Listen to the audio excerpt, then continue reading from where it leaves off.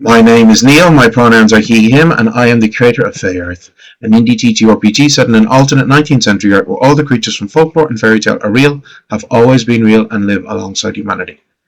So, I'm just going to jump us straight into it because we do have a bit to get through tonight. Who would like to give us a recap of our last session? I think it should be Christina. Yeah, what the fuck did we do? Hang on. Necromancer. What did we do? Necromancer. Yes, we fought the Necromancer. True. Yes, exactly. I have it here. Necromancer. And we obliterated him with the help of Tito. I actually think, we let him do all the work next time, and Mina will just enjoy the show. Annalise did quite a lot in that fight too. Huh? Good shot. Yeah. I think Mina. I think Tito and Annalise, and in the next fight, Mina will just enjoy the show, from the sidelines. But yeah, we obliterated another bastard, and we got a goblin purse, didn't we? Mm-hmm. Yes. And loads of other goodness, like his Book of Shadows, that is totally not bound in human skin, and expensive jewelries and brooches and other weird shit like femurs and stuff. But we got a greater healing tincture, so that's nice. So yeah, no, we've got a few good things, and that is it, isn't it? We've tried to figure out what Tito's deal is, but I don't think we're much closer to that mystery. Yeah. Okay. So I can't remember. I think we're on to Thursday now, aren't we? No, we're on Friday. Is it Friday now? Was that so? The fight with the Necromancer was Thursday, was it? I can't remember. Yeah. Because Wednesday was when we were in the. I can't. Yeah. Unfortunately, I can't switch any windows to look up anything tonight because if I do, you all disappear from the stream. So yeah. Okay. Whatever we say is considered canon because he can't check it. Basically, that is what's happening tonight. Okay, so I have 1,000,000 hit points. I'm immune to all damage. Immune to all splash damage. Damage. Okay, so then Venus Fight Club. Okay, so then it's. I have 80 grit points. That's a lie. Okay. No one's ever going to believe that. So you could have gone with something more realistic, okay? Like you knew 5th level spells. So yeah, you get up Friday morning, you have your breakfast, and Sylvia, you had to get your gown. Oh. You were told that it was going to be ready on Friday morning. I was. And you'd already paid for it up front, so I don't know. Do you want to go on your own, or are you just going to run and get it? I'm just going to go get it. Okay. Cool. It's fine. Cool. This is fine. Cool. Super. Are they? They're not all oh, you poor pet, blah blah blah. They're just here's your dress. Yeah, they're like here's your dress. Yeah. Fucking exhausted. Yeah. Pretty much. Oh yeah, because I had to. I need this. I need this now. Outside help. Thank you Absolutely. so much. They pulled all-nighters because of you. You should be basically. No, Sylvia's just going to be thank you so much. My dinner is actually this evening, so I very much appreciate it. What does it look like? Describe your dress. It is blue. It's a kind of a rich midnight blue with a high collar. It's an evening gown. With kind of black accents but silvery kind of buttons. Nice. Going right the way down the front, big high neck. It's kind of gathered slightly at the front as well, and there's kind of black sort of, it's not brocade but black embroidery and lace on it. Nice. With a nice little bustle, as is the fashion of the time. Yeah, I have been obsessively looking at I know. So if anybody's on the Discord, I have showed this dress. Yes. So you'll have to just go on the Discord. So Sylvia's Very going to pick it nice. up and be very, very, very appreciative that they worked so hard on it, and I'm sure it'll be absolutely. It looks fabulous. Okay, so you take it out, you bring it back to the room, and you show it to Justine, and it looks And absolutely. we do our little. Yeah, it's absolutely fabulous. Okay, so what we're going to do now tonight, though, is that you will be leaving at 8 o'clock for dinner. Okay. Leaving Well, at 8 Yeah, at night. yeah, it's France. 5 hours. I'm not going to be eating at 1 o'clock in the morning. So you're leaving for dinner at 8. Oh, okay. Okay, so so you'll be leaving at like, I don't know, 2:30, 3. Okay. Yeah, cool. All right. So and now Mina, you are to be. Where was it? It was near Notre Dame de Paris that Suzette met you before, as far as I remember. Yeah. For 10 o'clock. Okay. Yeah. All right. So does anybody else have anything planned?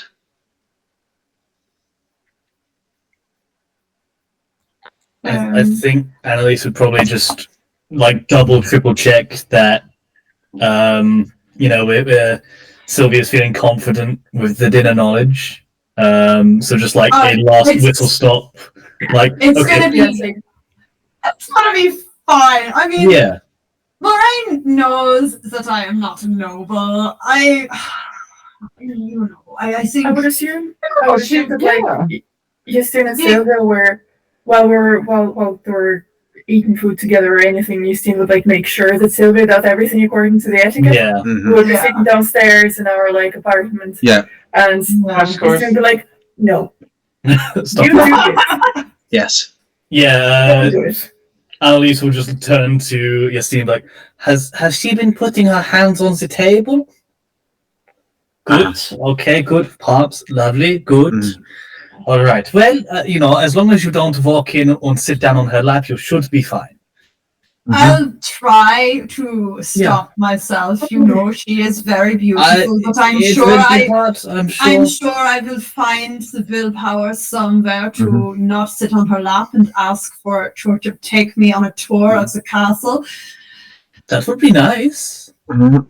I'm still not going to ask her that.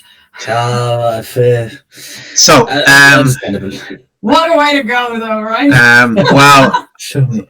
so we'll say what we'll say is that at about 2 o'clock, Sylvia, Justine starts helping you getting to this dress because you cannot get into this dress on your own.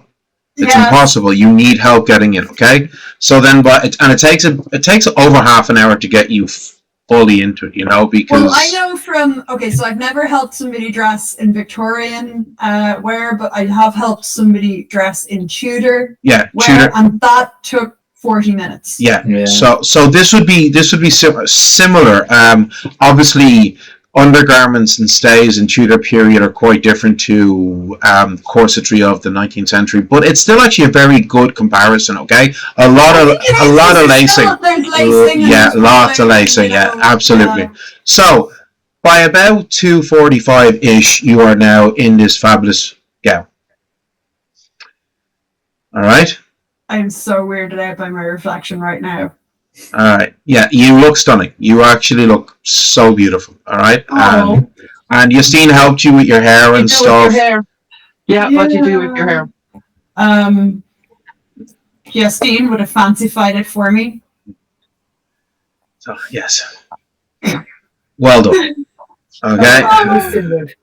Right. Justine helped Sylvia do like a little nice like updo. Uh-huh. Yeah, nothing crazy, but Mhm. I'm just like I just look like a completely different fucking person. Yes. In this, and I'm just like, Yes, you Oh, do. bring some ribbons along. I like, Mina loves her hair ribbons and stuff. Yeah. Sure, she'll have some that match your gown in her collection, so she'll bring some ribbons along and help braid and stuff. Like, yeah, she loves Lovely. doing that. Absolutely. So, Sylvie. Yeah, I was like, Even and while afternoon of for being your pampered hair, if you and know me. fucking- This Yeah. is crazy. It's like Like So Sylvia, once you're I'll give you some Yeah. Edelweiss clasps for your hair. Like I'll let you borrow them. Like and you are looking quite lovely as you go out to the street and you transform into a golden eagle. Yes. Yes, I suppose I'm at the I'm not. This dress is way too fine because normally I would have just jumped out the window, but I'm not doing that in this dress. So I'm just gonna go out into the street and I don't care if people see me. Whatever. I've got a fancy dinner. So yeah, you transform into a golden eagle. People stop, and there are gasps and screams and exclamations because you just turn into one of the largest, if not the largest, raptor on the planet. So yeah, and then you Put it in the suddenly, papers. yeah, a couple of jumps. Mina be there. Like Yeah, Yeah, we're all just there. bye. Have fun storming the castle. All right, and yeah, Oh you, yeah. you fly off. Okay, as we know, your spell lasts 5 hours, but the actual flight time we calculated it. It was 5.5 hours. it's 5.5 hours. Yeah, you do have to land and then recast it. recast. That's fine. Okay, No, so 5.5 hours. yeah. I'm happy to based take off of yeah, to stop and Yeah. just be like, fuck, And really that- far. and just so our viewers know, we got that 5.5 hours by calculating the average wind speed velocity of an unladen golden eagle. Hmm.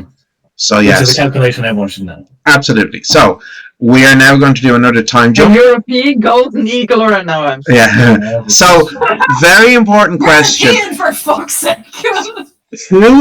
who's going with Mina? I don't know if I've been invited.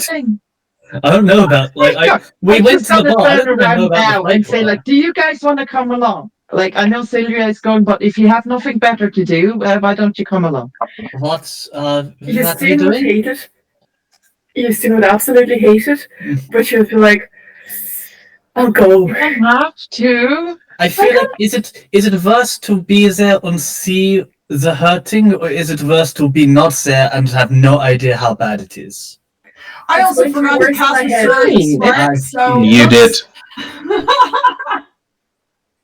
Don't you dare die.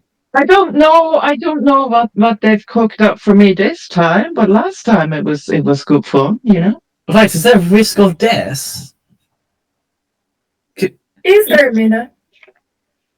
That this isn't like a they stop when you shout stop sort of situation. No, you just no, but they stop when you completely knock it out. I mean, there's a difference between being knocked out and dead in a fine line, I suppose.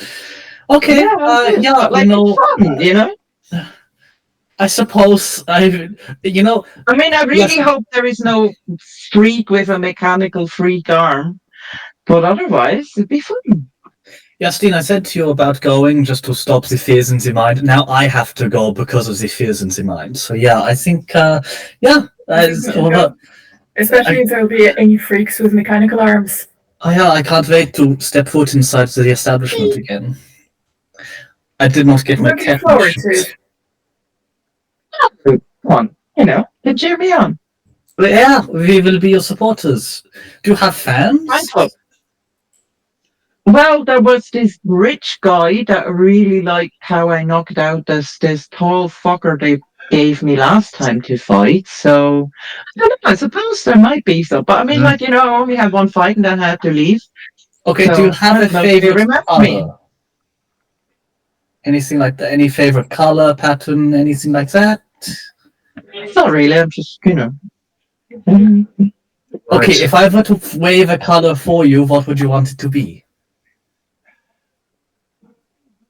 I really like purple, and I really like silver, and I really like gray. Expensive stuff. My God. But yeah, you could buy no white handkerchief is like as if I'm giving up. I don't know. Nine, I've got some. I'm just saying. I mean, and she like green up the meadows of the Alps, I suppose. I can do purple. It's no problem. Okay, Yeah. like sprint back to my room, open up like a case that's pretty much the only things I have left of my vaguely aristocratic life, and take out like a little purple handkerchief. Okay. Come Right. back. So yeah, you guys are hanging around doing whatever you want, and then eventually at about 8:30, you head towards Notre Dame de Paris because that is where you're meeting Suzette. And then at 9 o'clock,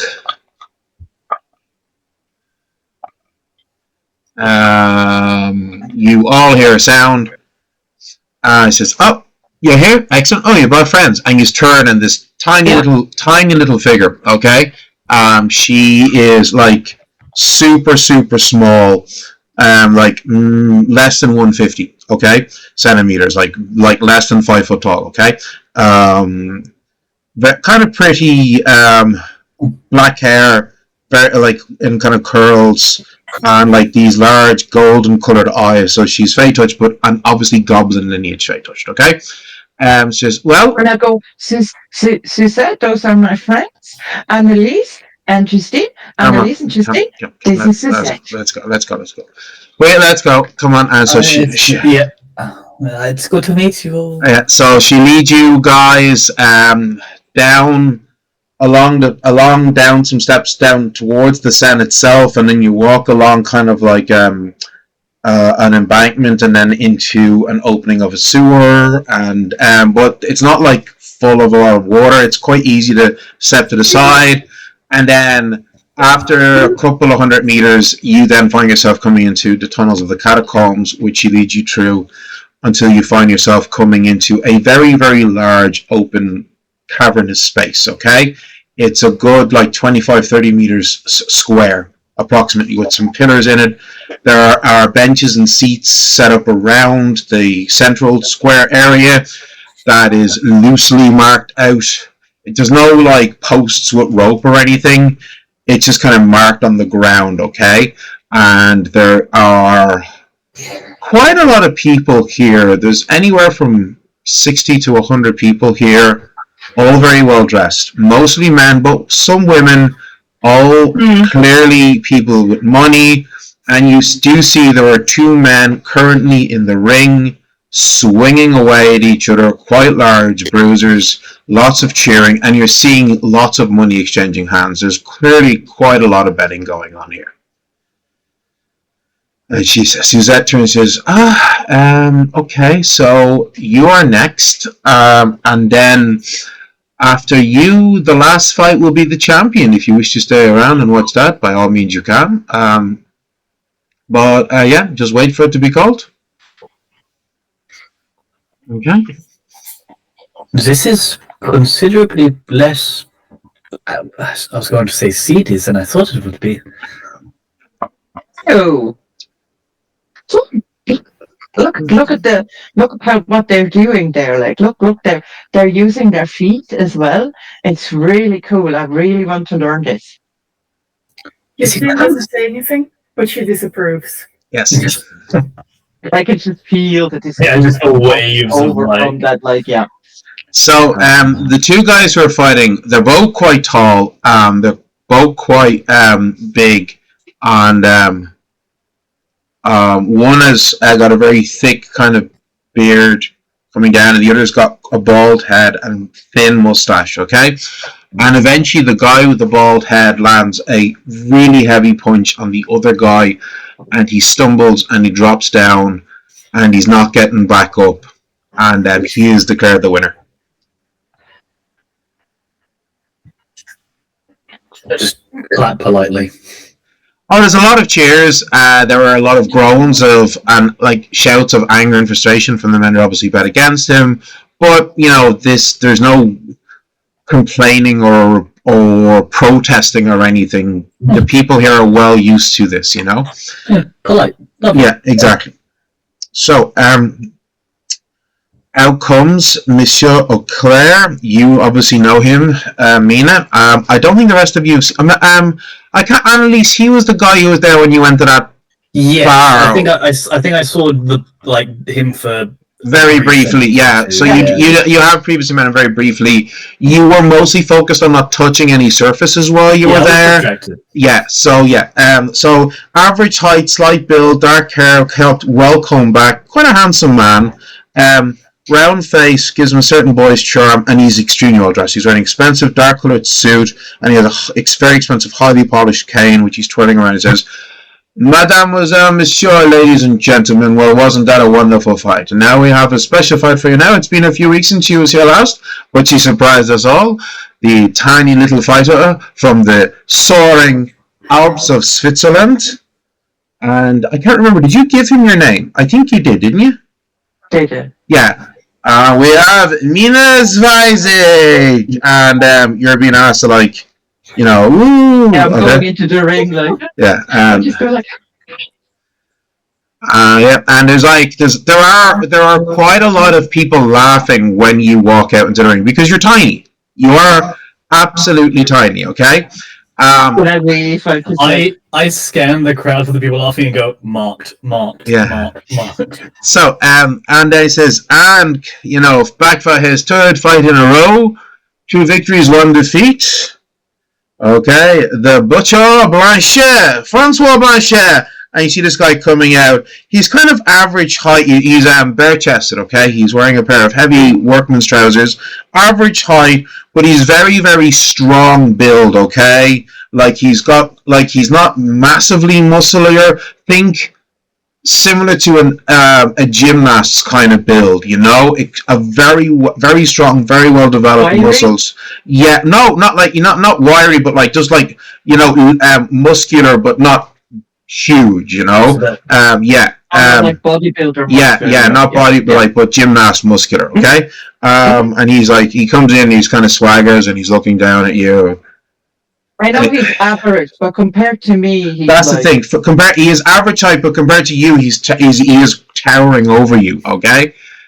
And you see he's frowning because he's like.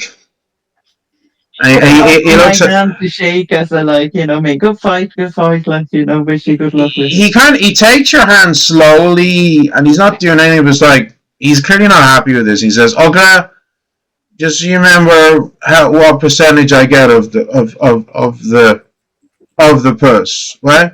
And okay, says, "Well, you have to win the purse first, my friend." And he goes, "Okay, Monsieur, Mademoiselle, let us begin." And he steps aside and rings a bell. Ding! And you 2 guys start to circle each other. So this guy is pretty fast. So he's going to be trying to get a few punches in first. Okay. And yeah, I got a 27. Ooh. Yeah. So hang on, even with a 4 and 4. Yeah, no. Yeah, no, that's not going to help. Yeah. Okay. Yeah. And that's going to be, it's 10 points of damage, but no, you roll anyway, regardless. Okay. Now I'm wearing my. Wanted to say before the fight start, I'm just wearing my bracelet that nobody noticed. Yeah, absolutely, of course. So it does give you armor, of course. So I'm just going to tell you what the total damage is, and then you work out the maths, okay? So roll for your attack, okay? Okay. Sorry, what was that? Hang on. What do I have? Plus 8, idiot. 19. Yeah, that's a hit. So roll for damage. Do I have enough for a quick? Because I got 2 attacks. Like. What's the fee point cost on that? That's a good point. I do the question. What's a quick attack? Give me a second.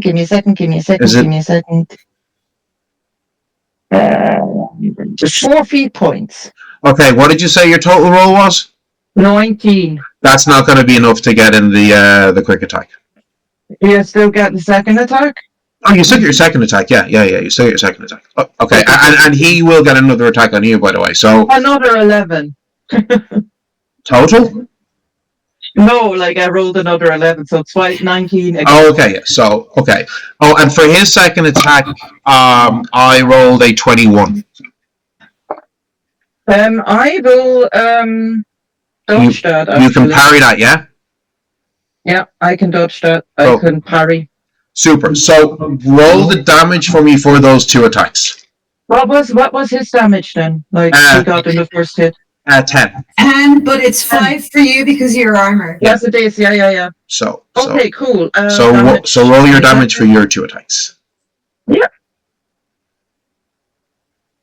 So that is, what is that? I have a new dice, so that is a 5 plus 4 is 9, and I rolled a 2 plus 4 is 6.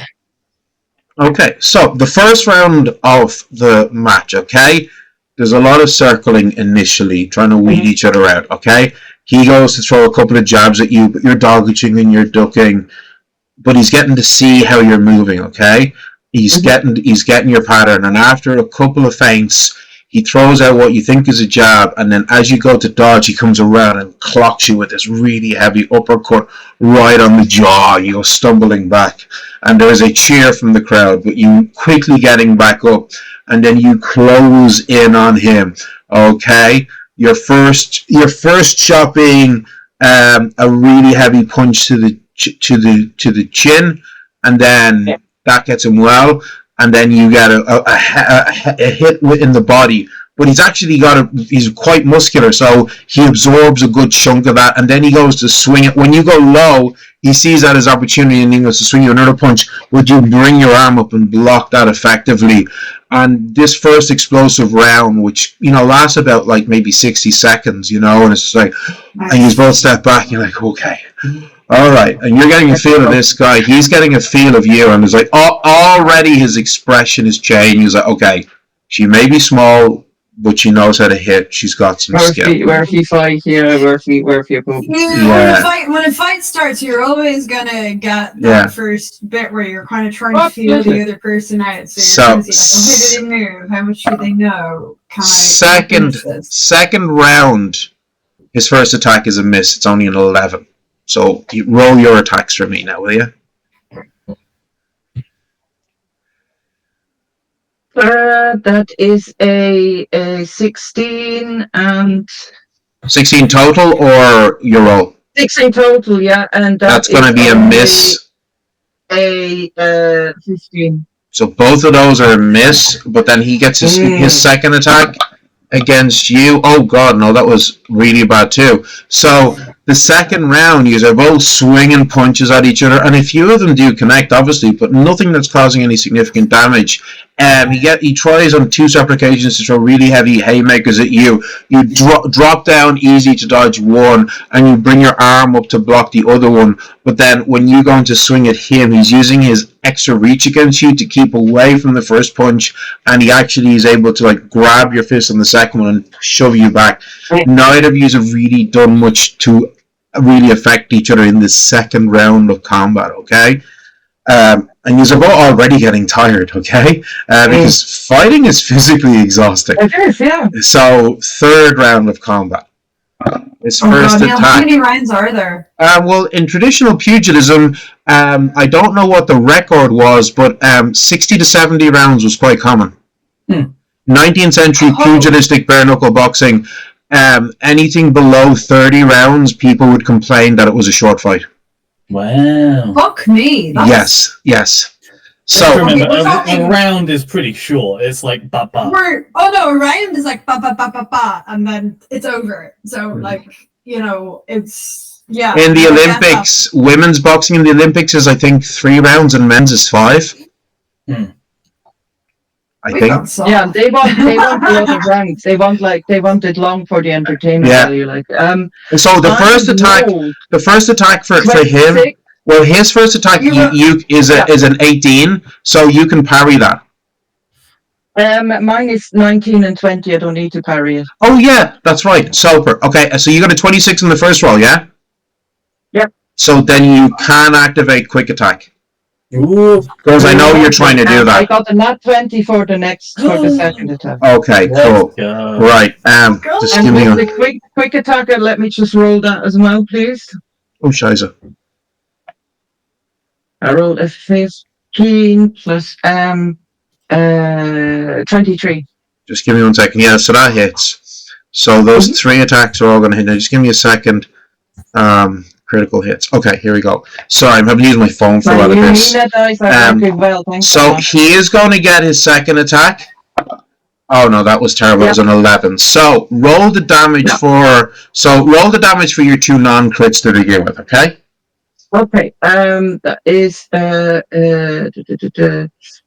Give me a second. 13 in total, and the second one is a 14.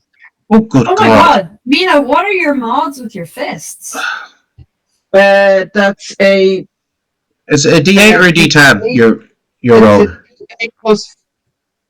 Yeah, it's a D8 Oh plus. my god. Fuck. Plus like 4 or 5, yeah. She can punch as good as my And pistol. this, Yes. it's Stop aim thinking because that, like I'm a just thinking pugilist, that. like you know. So And when you're at advanced level, when you get to mastery, that becomes a D10. Oh my god. I just So- look at the pistol in my holster and just go, ah, well, you know. So so it's 1d8 plus 4 is your damage die, isn't it, Mina? 1d8 plus 4. So then for the crit, that's 12, and now roll your d8. okay, hang on. Are there still people going around, like, taking bets? Oh, yes. Roll the one. So it's still 13, okay? Now roll a d10 for me, please. D10. Okay, Okay, yes. I always have to find my fucking. Excuse me. That's a That's always 10. D8s. What did you roll? 10. A 10. You rolled Yeah. 10. Okay, roll again. Okay. Oh my god. 9. Oh, God. This is poor man's going I home don't in a know bloody what that bag. is on the table. I don't know the table. I don't know what that is. The target suffers... You should roll Okay, again. the target suffers a severe injury causing internal bleeding. Their maximum grip points is reduced by half the damage inflicted from the critical attack. This condition ends only after they have received professional medical assistance and allowed the injury to heal properly for 12 weeks or are healed by regeneration or restoration spell. So yeah, this is what happens, okay? He goes to swing at you, he misses. You get in 2 really heavy punches on him, and then he goes for another swing and misses, and you come straight up, uppercut in underneath the ribs into the liver, and he suddenly and he coughs out some blood as he stumbles back, and already you can see a massive bruising appearing on his lower torso from that punch. You got him in the liver. Annalise, yes, there are people betting. Yeah, I'm gonna just flag down one of the people collecting. And go, saying good on the smaller one. Okay, alright. Right. I'm gonna say it loud enough just to try and like encourage some of the other people around. So that's 7 gold, yes? 10. Oh, sorry, 10. Sorry, I misheard you. Yeah. Okay. Okay, 10 gold. Okay, he's giving you 2 to 1. Okay. I think Christina's going to chip in, and she's going to be. I turned her. She just turned. Just feeling it. 2 rounds ago, the odds were like 4 to 1. Now, after that, it's dropped to 2 to 1, you know? Okay, so, Yeah. this is going longer than the first fight, but not much. To encourage people to, like, you know. Yeah, I'm gonna Right. make the bet and start So- like waving my purple handkerchief out over the crowd. So this is is this the 3rd or the 4th round? I can't remember. 3rd round. Okay, I got a 19 to hit on my first attack. I'm gonna dodge this. Okay, No, yeah. actually, fuck it. I'm gonna let it through just to increase the betting. Like, Okay, cool. I like it. So you roll for your 2 attacks now? Okay. Hang on. The first one is bad. I only rolled a 4. No, that's gonna Plus 8 miss. is 8. I rolled a 15 plus 8, Yeah, which hits. is, what is that? 22. 22. 23. 23, yeah. And if you wanted to use your quick attack feat, you could. Yeah, please. Yeah, cool. Okay, so roll for the quick attack. Here for your fast mats. Always. That's an 80 total. That hits. Okay, so his first attack when he hits you. Oh, I rolled a 10, so that's 12 points of damage on his first punch. So roll That's for 5 for you with your armor deduction. no, it's 7. It's 7. So roll the damage for the 2. Sorry. I Yeah. thought you said. Sorry. So roll the damage for the 2 for your 2 attacks, Mina.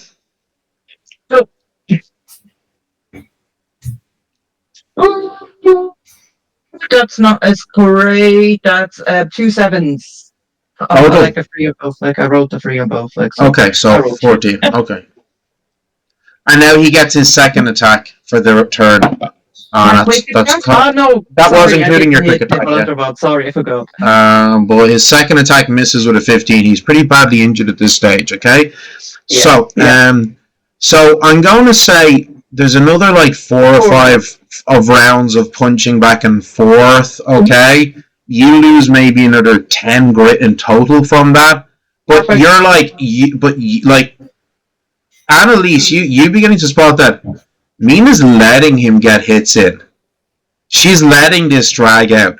He is really exhausted at this point. He's pretty fucked, but you've taken a couple of punches. You've got a big bruise appearing on your cheek, okay? Your lip is bleeding. Grin on her face, Yeah, like that but yeah, it's coming through. People are seeing this maniacal grin on your scarred face. So we're going to get to what will be most likely the last round of combat because he's on such low grit, okay? So his first attack against you, oh god, that was terrible. I rolled a 2.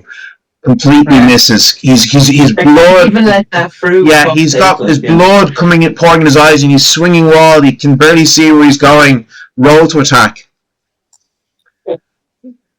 I hate when that happens and you get a wound to the head and it just bleeds everywhere. And like, I rolled a 1. Bullshit. But I rolled a 19 plus 8, so that definitely. And you get your quick attack with that as well. Nice. So roll for your quick attack. Roll for the additional. 18. So that hits too. So those both hit. So roll for damage. As God is my witness, that man is broken in half. So that is, hang on, that is 11 on the first one and 10 on the second. How do you finish him? Oh, okay. How will I finish him? Right. Okay, I'll just kind of go one for the kidneys. Mm-hmm. I go low.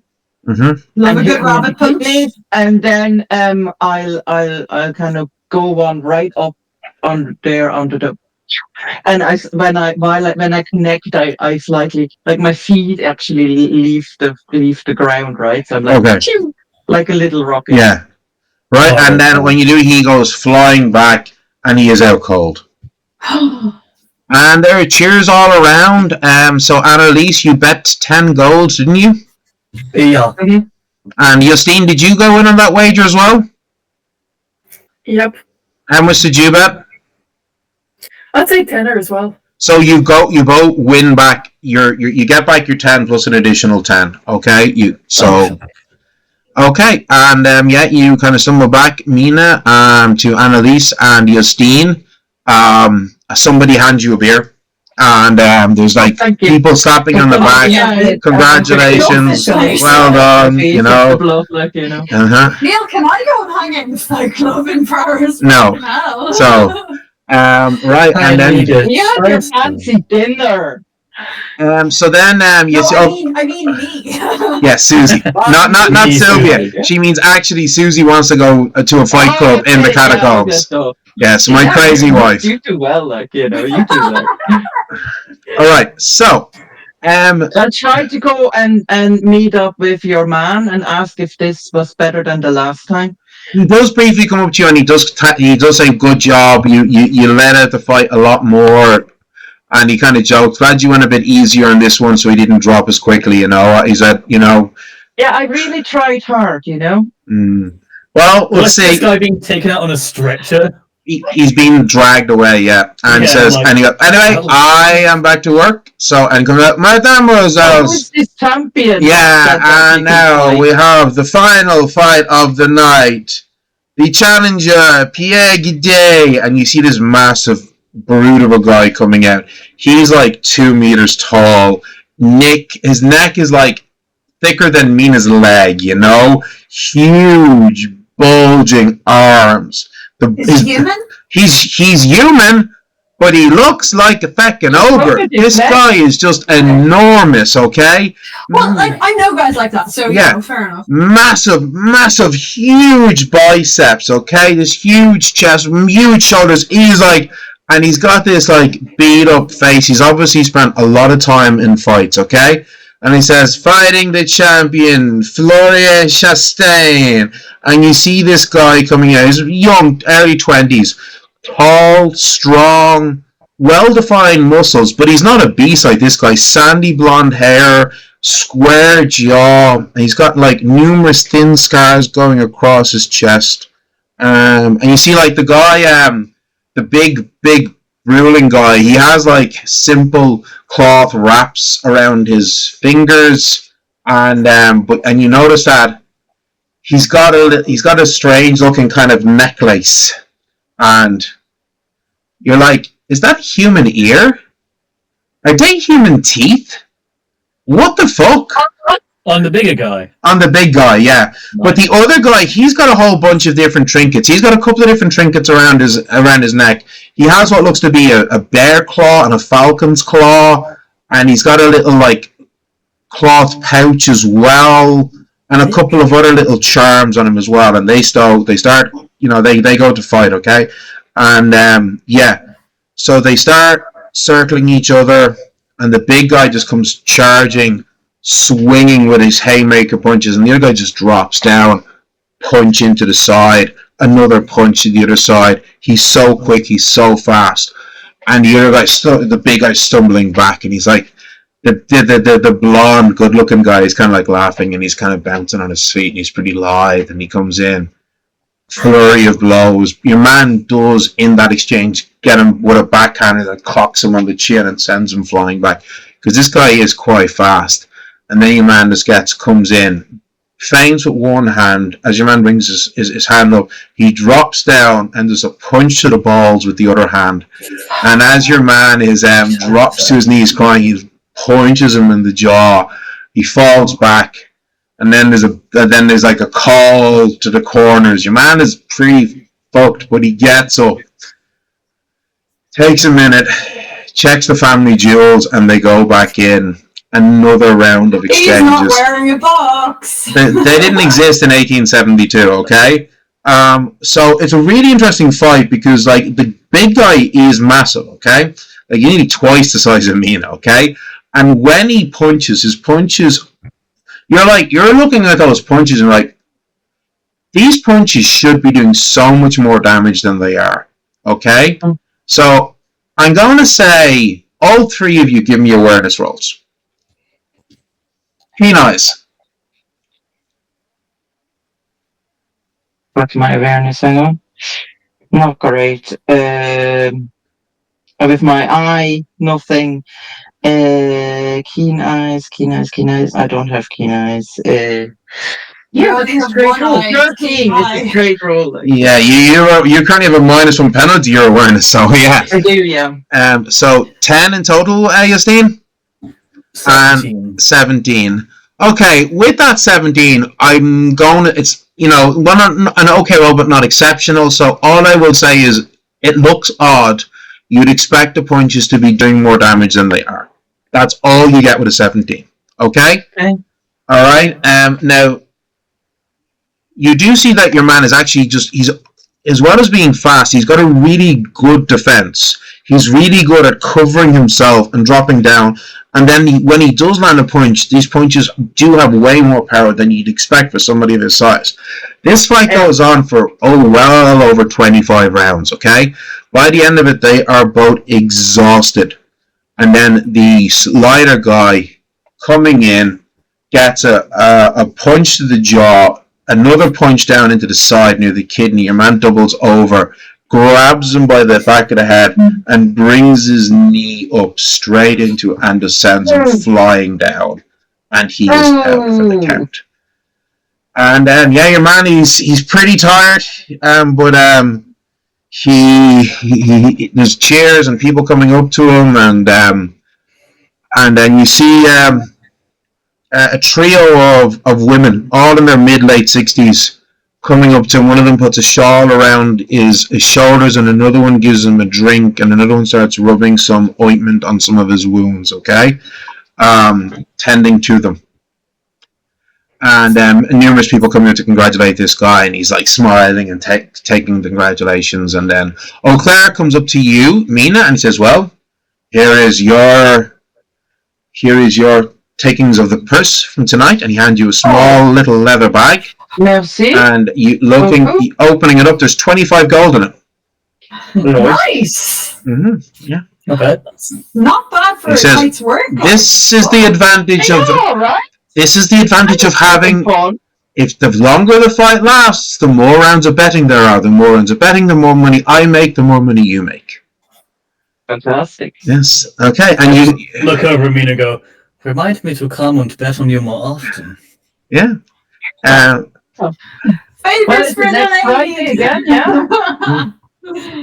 So and he then goes over to the other guy, the champion, and he has a slightly bigger pouch, and he hands it to them. And your man doesn't even look at you; immediately hands it to one of the elderly women with him, and he takes him, shakes his hand, and a number of people are coming up to you, congratulating you, and then people are kind of leaving now. The fights are over, you know. People are going back to private chapman's clubs or their residences and the likes. But yeah.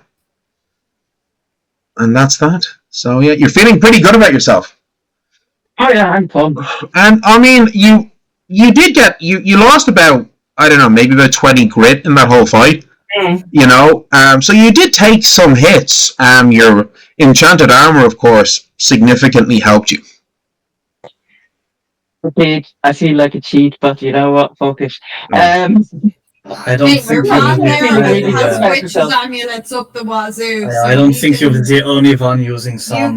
You can fucking use your magic and fucking go for it. I see, that was good fun, wasn't it? Looking at the other two and making our way out, I suppose. Yeah.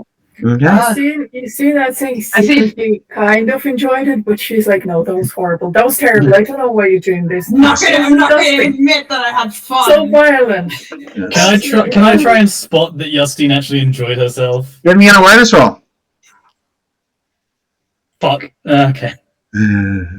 It's a 4 on the die plus. Sorry. 3, so whatever. It's fine. Okay, so Ian is massively disapproving of everything that happened. So I will say it's about 10:30. So the bars and clubs here close at 11. So you do have time to go somewhere and get a drink if you want. Do you want to nurse your wounds? I need to spend some of my winnings. Come on. I hope I have winnings to set in, so why not? Yeah, so you guys find a nice place near where you are. When the three of you walk in, there's a bit of a look of, okay, 3 women walking into a bar, like, come on. But then you plump down your massive bag of coin, and the barman says, just, ladies, what can I get you? We're here all night.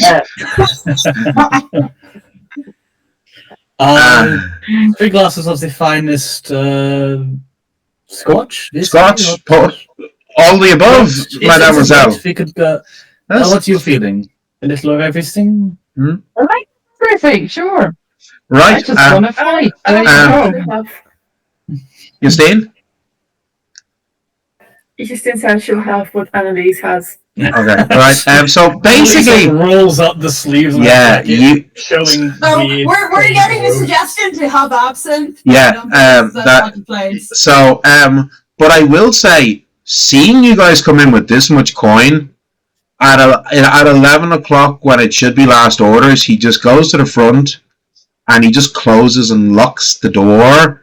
And he comes back to you and said, ladies, what will it be? And you're in a lock-in. Yes, you are in a lock-in. So, yes. Love it. Love it. Okay, so with Mina, Annalise, and Justine enjoying what is turning into a long, long night that will result in far more pain than that boxing match did in the catacombs. With Sylvia on her way to have a banquet meal with a extremely powerful elf. This is a perfect place to briefly pause on our story, folks. We'll be back in 5 minutes, so don't go too far. We will see you all soon, okay? Bye.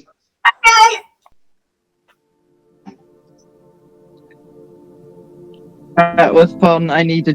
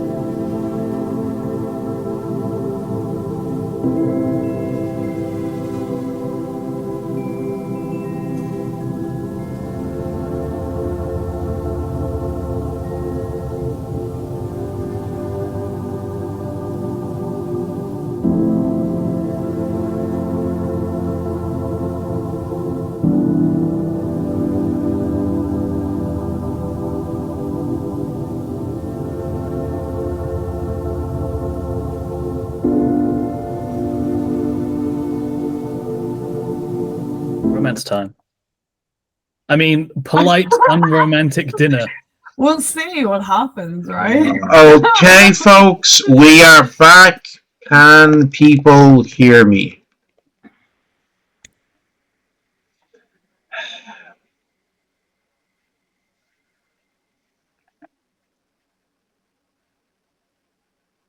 Well, how's the audio? Can I be heard? Chat? Thank the gods. Yep, Okay, good. super. Right, hello folks, and welcome back to Fae Earth, our indie TTRPG set in an alternate 19th century Earth where all the creatures from folklore and fairy tale are real, have always been real, and live alongside humanity. My name is still Neil, and my pronouns are still he, him, and I am still the creator of this game. When last we left our heroes, the party's fighter, Mina, the tiny tank from Switzerland, was engaged in some embroidery with some very, very fancy bourgeois people. Only joking, she was beating the crap out of a guy in the catacombs beneath Paris. Much better fight than the last time in that she dragged it out long and didn't finish him in like 2 rounds, okay? Which was great. And Anne actually earned quite a pretty penny for it as well. They got to see this other mysterious champion, quite an exceptionally impressive fighter who did an pretty good job of a guy who, although definitely mundane, looked like he had troll blood in him. So, and then Mina, Annalise, and Justine found themselves in a lock-in in a very swanky pub. So, while all this was happening, however, Sylvia, the party druid, had transformed into a golden eagle and was flying back to the Tronqué forest in roughly the middle of France, where she has been invited for a meal with a extremely powerful, not that there's such a thing as a weak, but even by elven standards, extremely powerful elven sorceress, Moraine Le Fay, referred to by many of the Fae that live in that area as the Lady of the Forest. So, Sylvia, you coming over the forest, seeing the clearing where the Crystal Palace is, you come down, landing in front of the gates, transforming back into your human form. Mm-hmm. As you do, the gates open. Okay, let's do this. So, Gotta fix my hair and well, this is the thing. Your physical appearance is perfectly fine. Like when you're in your B shape, your hair isn't getting messed up. You know, that's the okay. I because was magic. Wind, No. fucking magic. Okay, so your hair is still like Justine. Your hair still looks as Justine and Mina and Annalise did it up. Okay, so amazing. Neil, Okay. has it always been a rule, or did you just create it? what? Well, it had always been a rule that your clothes warped into your Yeah, form. exactly. Yeah, so I mean, it makes sense. yeah. I'm happy to have the fancy up to you not to be destroyed by wind. I mean, if you were in an animal form and you got covered in mud, then when you Fair transform enough. back, that mud would be on your clothes. You know? Yeah, but But- it's fine. It's just a bit of wind. I'm grand. Yeah. So, I'm good. anyway. So yeah, you make your way up the pathway to the grand front doors of the palace. Okay, as you know before, this palace, it's quite breathtaking. It looks as if it's made of crystal or glass, but it has this strange kind of a translucent semi-opaqueness to it. So you can see light inside, but you can't clearly see in. Okay? As you walk up the steps to the grand entrance, the doors open inward, Okay. revealing the fabulous hall and foyer that you know. Yes. So, going in, you do hear the sounds of faint music being played, a harp, Yes. off Just like to last the time, room that's on fine. the right, and going in, you come into the dining room. Alright?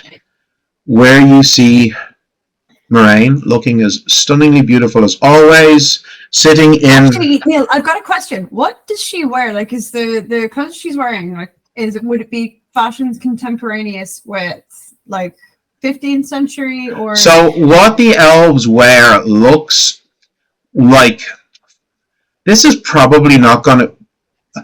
So I always picture it as looking kind of like, obviously high status, noble class, late period Norman clothing. So we're talking late 13th century, okay? Okay, so like the kind of finer coat, or like the dress in that painting meeting on the turret stairs. Yeah, what that looks like to those of us who do not know medieval clothing is basically sort of like what the elves wear in Lord of the Rings. Basically. Okay? Sorry. Yeah, so for those of us... with like nearly a decade of reenactment. Yeah, so for those of us who did not spend hours looking over patterns made from the archaeological remains of grave finds to hand sew replicas of clothing worn by people 1,000 years ago, she looks kind of like something similar to what you would see being worn in The Lord of the Rings. Sorry, I mean, for those few of us who don't have those qualifications, I mean, who doesn't, right? Yeah, of course, yeah. I want to picture in my head of it. Yeah, but yeah, like think so something like a coat hardy, that kind of thing, you know. No, she's not wearing any sort of headdress, okay? Yeah. So her beautiful blonde hair is intricately plaited, and there is like a little kind of circlet type thing going through it that looks almost like tiny little tines of a deer antler made of gold, and there's some precious stones in there. And anyway, as you come in, she says, "Well, Sylvia, as always, it is a pleasure, and I must say the gown is breathtaking. Truly breathtaking." Oh, thank you, my lady. I wanted to wear something appropriate for our dinner. I am glad that you like it. Yes, it is lovely. Quite suits you. Please, and she gestures to the chair to her right. Okay, I'm going to go and I'm going to sit down. As you go to sit down, one of the automatons that she has in the room, there is 2 automatons standing in the room, comes up behind you and helps you pushing the chair in behind you, and then steps back.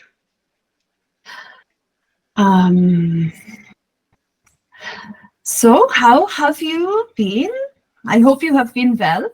I've been busy exploring and learning the secrets of that object you gave me, but more importantly, how are you doing?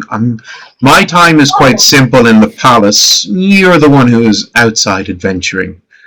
Well, you have access to the teleportation spell. I'm sure that you could travel any times that you want, and wherever you would like. You effortlessly transported me hundreds of kilometers away, so... Oh, the issue for me is not transportation. Despite my physical limitations, they have never actually limited me. The issue for me is more of a lack of desire, really.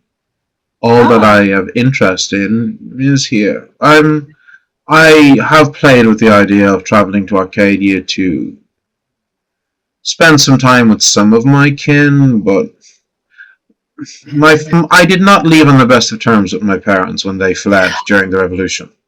I had assumed that you had traveled back and forth to Arcadia simply because it is easy for you, but I do understand not being on good terms with your parents. That is something that, obviously, I am human, so it is probably not the same, but I think some things are probably quite universal. I am not on good terms with my parents either. So well, I'm very sorry to hear that. No desire to see them. As you're saying this, one of the automatons comes up behind you and pours some wine into a beautiful crystal wine glass. Oh, brilliant! Sylvia is going to have some wine. Brilliant. So, please, has there been any new interesting things? I mean, obviously you're not dead, so obviously you're not dead. You were not, so you've not had any more fights with vampires or any such thing. You did tell your allies of what I have sensed, yes? I did.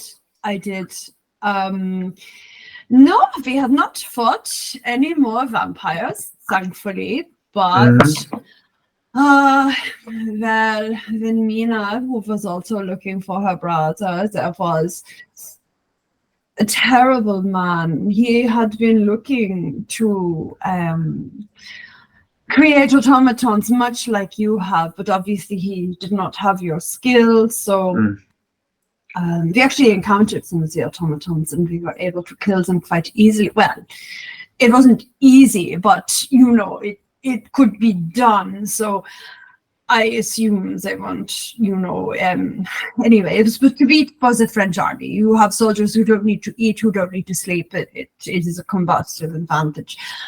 But he had been experimenting, creating arcane soldiers using men whose minds had been broken by the war, and Mina's brother had fallen victim to this. We had tried to confront him before and it went horribly badly. Thankfully, he is now dealt with and will not hurt anyone else. So, by which I mean he is dead. Arcane soldiers, what do you mean? So he had taken control of their minds. Their minds had already been broken, but he was controlling them. I think he was using the sphere of chaos. It's very unfortunate and awful business. So he is now dead because someone who commits acts like that cannot be allowed to live, in my opinion. It's really awful. It's not, as if it's not enough that we, give the skin on our backs for this stupid war. It's like that's not enough. Anyway, Sylvia at this point realizes she's getting a little bit emotional, a little bit agitated. She's going to start to go, I'm like, okay, calm the fuck down, Jesus. What do you think of the wine? I'm going to assume it's... Oh, it's fabulous. It's the nicest wine you've ever had in your life. It's fabulous. Like, Sylvia is used to either whiskey or beer or fucking gut rot that her friend used to brew in the army. Like, yes, it's from a vineyard in Arcadia. This vine is amazing. It's from a vineyard in Arcadia that is actually controlled by satyrs. Oh. Yes. I have to confess, I am mostly used to either whiskey or there's this unfortunate, I can only describe it as gut rot, that a friend of mine used to make from when I was in the army. This is amazing. I'll then tell her about the necromancer as well. She really is quite, she finds that horribly distasteful. When as you explain it, she says, it's the, of all the things that mortals do with the arcane, that is the most vile. I have to agree, because we are born, we live, we die, and you think, okay, even if your life is terrible, when you die, your struggle is over. Yes. You can move on. And I feel death magic is, death is actually not the worst that can happen to you. We are going to take control of your soul and continue. It's just on a very visceral level. I hate it so much. Well, I mean, the soul is more of a human concept, I feel. No, I know, but still, yes. The idea that, when you die, your suffering is over. And then to have someone turn around and say, no, I am not done with you. We are going to prolong it and at my will. That is... Well, I hope such distasteful conversation has not ruined your appetite. Oh, no, not at all. And then she gestures and one of the automatons walks out carrying a tray, sets it down and puts out 2 very large plates of oysters. Oh, okay. Okay. Sylvia's kind of looking at, I don't think Sylvia's ever had these before. She's like, what the? So you see Moraine picking up one of the shells and picking up a very small dainty fork and kind of scoops at it and then lifts the shell up to her mouth. Okay, I'm going to cough here because, Bucket. Give me give me a resolve roll. Oh God, no. Because you've never had oysters before, so and oysters have a very unique texture. So See, I'm Yeah, freaked. they're I am quite- like me, Susie. I'm freaked out by oysters. I haven't actually had them before. Yeah. The only like seafood I haven't eaten. So I rolled a 10. but you've got my willpower 16. If I have failed, I would like to add my motive failure.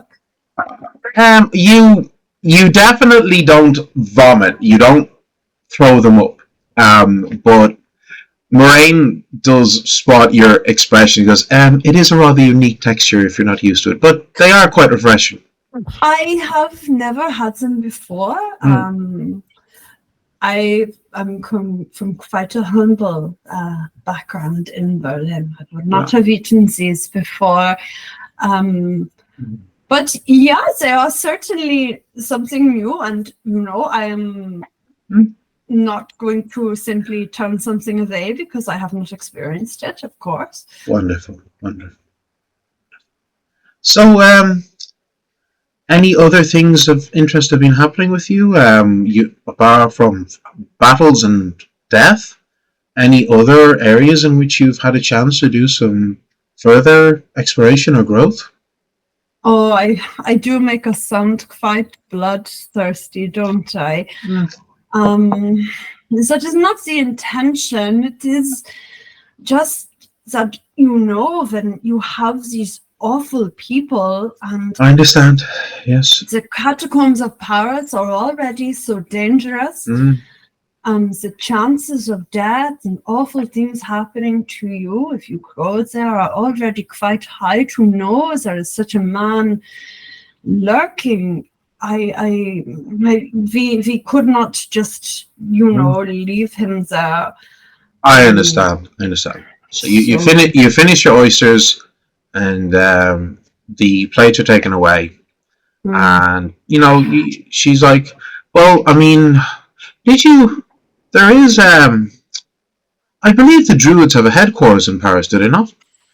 They do. I went there to, when we were dealing with the unpleasantness, to do with the Baron, because I thought, they are the emissaries between the mortals and the fae. They would be likely to have information. Of course, even though I am a druid, I do not carry rank there, as I have not been inducted formally into the order. So You were trained by a fae, were you not? I was trained by Eicher, Mois Leuter, it's true. So not inducted into the order. How did your brothers and sisters of the order react to hear that they had one amongst them who had been inducted by a forest fae?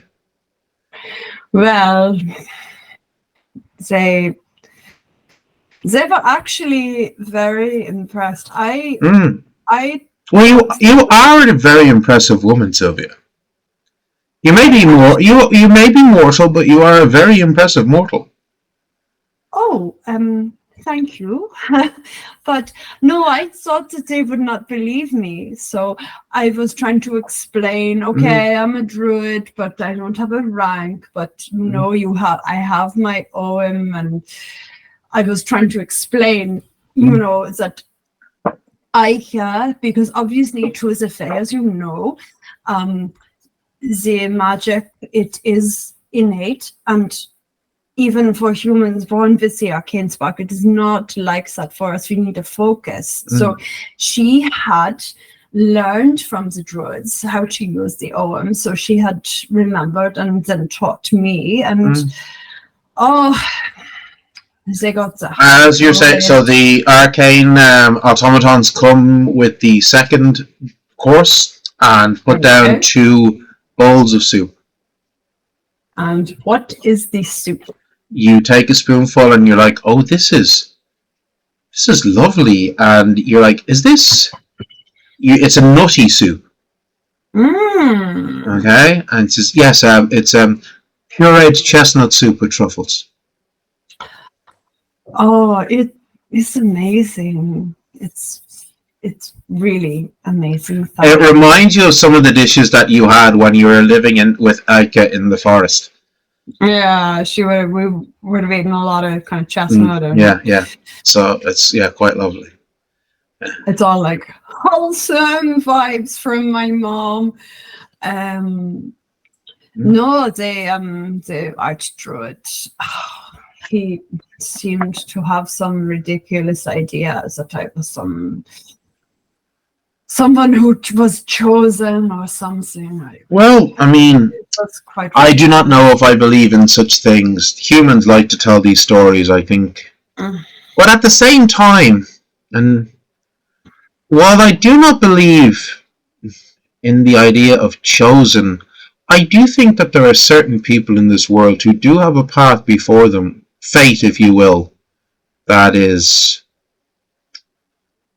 trying to lead them somewhere if they're willing to follow. I don't think,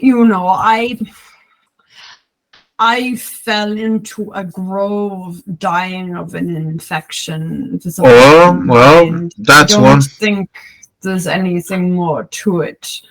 I can tell you now, if that Fae did not want you to find their grove, you would not have. I know my kin. If they did not want that grove to be found, you would have died of infection in the forest. It is that simple. Well, I must confess, I do not remember it well. You don't need to remember it at all. The fact that you found a grove means you were at least chosen by her. Oh, Now, please, and the bowls are taken away, and no, we Fae do not worry with. Your kind die so quickly and easily. We do not concern ourselves with these things. We cannot, because it would be like, and please don't take this the wrong way, but it'd be like a human crying every time they step on a bug. Not that you're a bug, but you get my point. I'm thinking relative lifespans, not levels of power. Incredibly uncomfortable right now, and just like, okay, so I'm just a bug. Okay, girl. Just in terms of lifespan, I mean, you must understand. I am still relatively young for my kin, and I have lived 6 centuries. Okay, right. The third course comes out. What is the third course? It's a rice salad with prawns and truffles again. This menu is insane. I know, I'm just like... There's so much going on here. Oh, yes, yes. Okay, I see the plan here. Yes. I'm reading some books. Yes. So yes, and it says no. You must. I mean, and this is what I mean. Like, if my kin were to worry about every sick or injured human, it would cause us such emotional distress. You understand? I'm not saying that we do not sometimes help humans, but if I'm being completely blunt, we help those humans who draw our interest. Oh, well... And those are usually I'm not quite exceptions. sure how, a random woman dying is going to draw an interest, but... We can often sense the strength and power within a person better than you can. Oh, well, I didn't have any strength then. You survived and got that. The fact that you had gotten as far as you had gotten with the injuries that you described shows that you had an immense strength. Immense. I didn't survive because of my strength. I survived because of someone else's strength. No, the fact that you got to the grove, the fact that most humans would not have made it that far. They would have succumbed to the injuries. You did not. Yeah, but the fact that I did not succumb to the injuries initially is because of the strength of someone else, not because of the strength of me. That is an important distinction in my mind. How is that so? Well, if Sylvia is kind of like really important, really like just, I don't want to fucking overshare with like. Well, if somebody had not, as we say, taken the brunt of an attack, I would have died. Oh, but that's not what I'm referring to. I'm referring to the injuries that you had after the attack.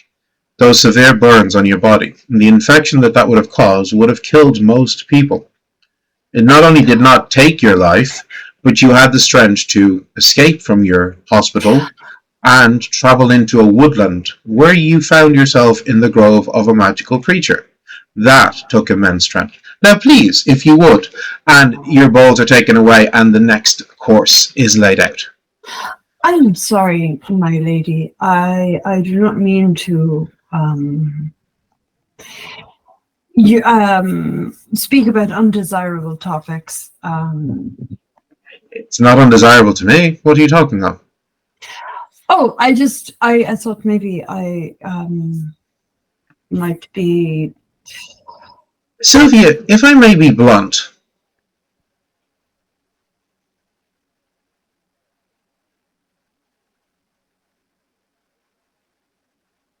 Did you freeze? No. Okay, sorry. Okay. I think she's waiting for your permission to be blunt. Oh, by all means. She's staring at you. You apologize far too often for things that are not your fault. Okay. Now, what do you think? That's maybe true. Are you enjoying the hair stew? I thank you very much, Yes. my lady. Yeah, so it's a beautiful bowl of hair stew. Mm-hmm. Hair stew. Okay, Yes. Cool. Mm-hmm. Cool. Delicious hair stew. Mm-hmm. Very good. Yes. Now, let's be clear, it's the animal, not hair. Yes. No? Yes. It's the vibrant, rambunctious animal, the hair. The very energetic. The very energetic. lively, Yes. Wow. Virile, yes. Virile could be Yeah. said. I Yes. believe. No, I just meant, my lady. I did not mean to burden you with. And then she puts her hand on your hand. Oh, okay. You're doing it Right. again. You're apologizing. I was trying to just. No, you are not explaining. You are apologizing. Okay. You have a Alright. strength in you that you refuse to acknowledge. I saw it the first time we met.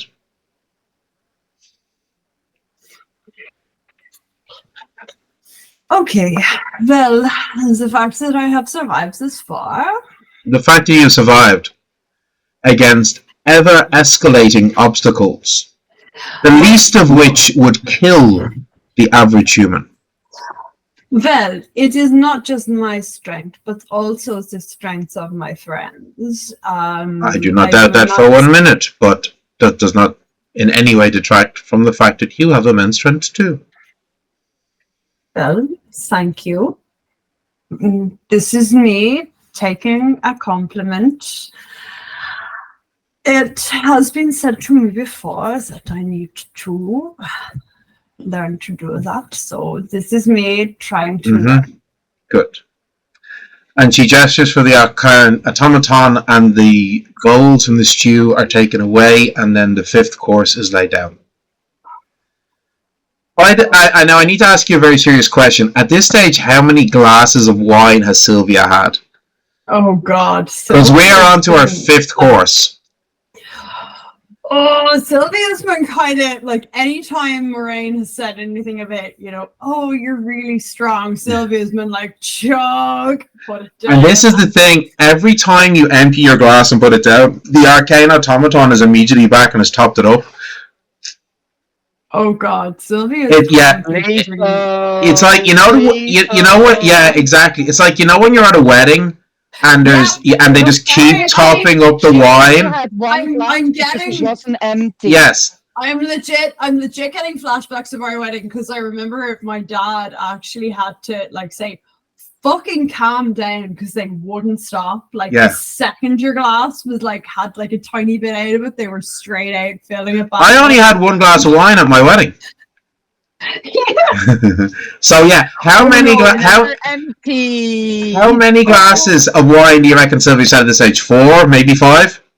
Yeah, probably. Because she started drinking before the food was served, and you've had 5 courses. You're on your 5th course.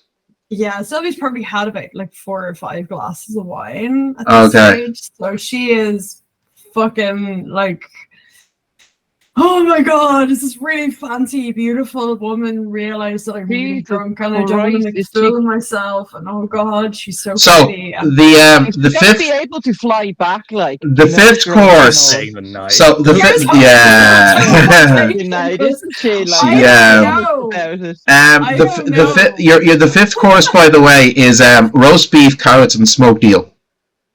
Fuck's Good sake. deal. Yes, smoked eel. Smoked eel. Oh, okay. Yes. Okay. And it's delicious. It's amazing. Okay, it's so amazing. Wow. So I'm yes. trying to remember if I've had eel since I was in. I think the last time I had eel was when I was in Myojima, and I got this like egg eel thing I could walk and eat. Although apparently walking and eating in Japan is a massive faux Yeah. pas that I didn't know about at the Oh, time. well. But, yeah. So anyway, I have shit to say, so how much longer do you feel you will be in Paris? I assume you have decided to go with the suggestions of well, if you are going to face this dragon, you will need more power, more strength. oh yeah, no, I think well, I have my brother is Yastine's brother is coming to Paris soon. But my own brother is also coming on. I think he said he was coming on the 7th. I have not seen him in over a year. I know that this is not a lot of time for the elves, of course, but Isn't it? It is close to the anniversary of the last day of the battle, is it not? yeah, that is why my brother is coming to see me, because he had thought that I was dead. Because he had, well, as you know, I was in a, I found myself in a grove. I had more or less disappeared, so he believes that I was dead. So he is traveling to see me on that day. I think after probably the 9th or the 10th, we will probably be making moves. We have not talked about it, but you know, I think we will probably be making our way to this abandoned elven palace. Well, there are many abandoned elven palaces across the country. Well, we have the location of one in particular that we are. Do you? Sorry, Neil. Just remind. Madame Gauthier said that she had. She said that but she hadn't given it to you. Okay. We are hoping to get the location of an abandoned. I can tell you one if you want now.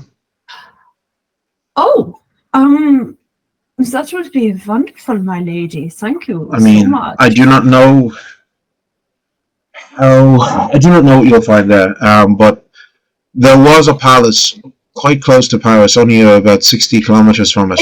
If you wouldn't mind, Sylvia's just going to take out a pencil and a piece of paper and start scribbling details down. 60 kilometers up southeast of Paris, a region called Fontainebleau. Okay. There's a forest there, and there was a noble family that went by the name Fontainebleau. They were amongst the more decadent of my kin. They spent quite a lot of time in Paris and in Versailles. They were actually one of the first families to be attacked by the mobs in the revolution. Are they friends of yours, my lady?